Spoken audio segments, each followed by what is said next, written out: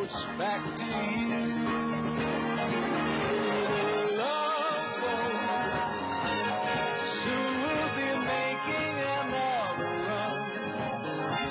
The love boat promises something for everyone. Well, it goes way back. This is the first year. It's the first 12 episodes, and some of everybody's favorite personalities at that time are on this. Jimmy, what was Jimmy's last name? Jimmy Dynamite Walker was on there. Jacqueline Smith was on there. Leslie Nielsen. John Ritter's on there. John Ritter and Suzanne Summers. Milton Berle's on there. Berle, yeah. Scott Baio has his first kiss on film. Yeah, not his first kiss in his life. We don't know when his first kiss in his life. On film.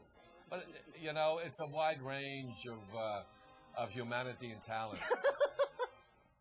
And we went to Mexico, so you see us go there. Immensely popular when it was on TV. You know, did you guys think it was ever going to be the big success that it was when you were filming it?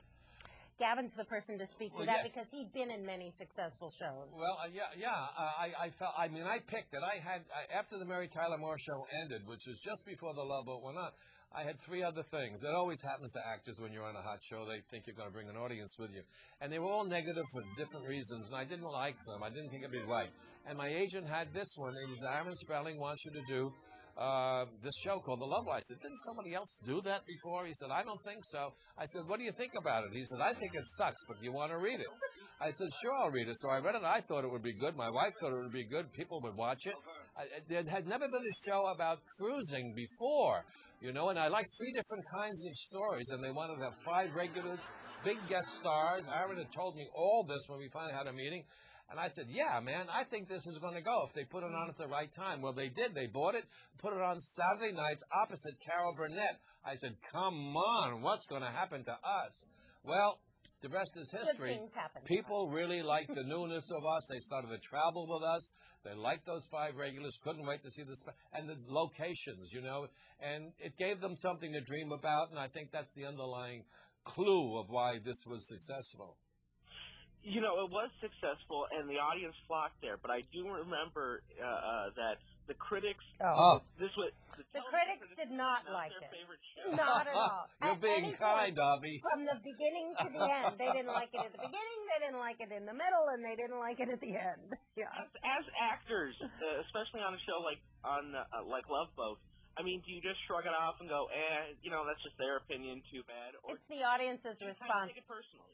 It's the audience's response that matters to us the most, and the audience was always with us. Being in the theater all our lives, you know, usually if you read reviews, usually the one that's the least complimentary is the one you remember. Yeah. So the same thing for actors is not to read those things. It doesn't make any difference what one person or 10 people or 100 people are saying. It depends if people are going to come, people are going to see you. Obviously it did, and it created the cruise industry as a result. You know, I know they tried to make a remake in the late 90s with it, and it didn't do so well. They did, with Robert Urich. About the first, I'm sorry? They did, with Robert Urich played the captain. And we did a guest spot on that. We all got together and appeared on the new, what was that called? The Second Wave, I think. Yeah. But it didn't do so well. What was that show lacking that the first one had? I think it was timing, probably. Well, I think, I would say that, John. We had a chemistry, I think, between our people that was that people really liked. And the fact that it was the first show on a cruise ship, and it was the Pacific Princess, the Island Princess, every week. And people got turned on by that. And I think they had, as, you know, people who are buying this DVD, they had an affinity towards us in the show. And that didn't seem to happen the second time around. I mean, certainly the talent was there. Bob was there. I don't think the scripts were as good as our scripts, I'll tell you the truth. Between us, Avi. Don't tell anybody. Gavin, don't tell anybody. But I love Bob. As a matter of fact, I planted, after he passed away, I planted a tree in my backyard for him, a lilac tree. Because he loved lilacs. Yeah, Urich was a great guy. And he went on to do Chicago after they canceled that and everything. Do you guys miss Aaron? You bet. What a leader Aaron Spelling was. Yeah. You could go to him with any kind of a situation. He loved actors. And with any kind of a situation. What a major loss to this industry. He was Mr. ABC TV.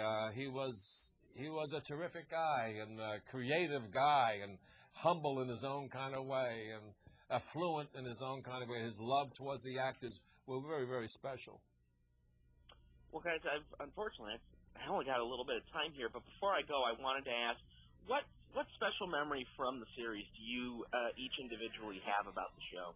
For me, the overriding memory is the ability to travel the world and to be at sea, because it really was such a unique and wonderful experience for me, and one that I'll always hold in my heart. Yeah. It introduced me to cruising, like everybody else, and to be with people you cared about week after week after week. And then another thing that catapulted me after this series ended, I've started representing Princess Cruises since 1986, when we had 2 small ships. Now we have 16 mega ships. Another one, the Ruby Princess, coming out in November. The growth of the cruise industry has been wonderful.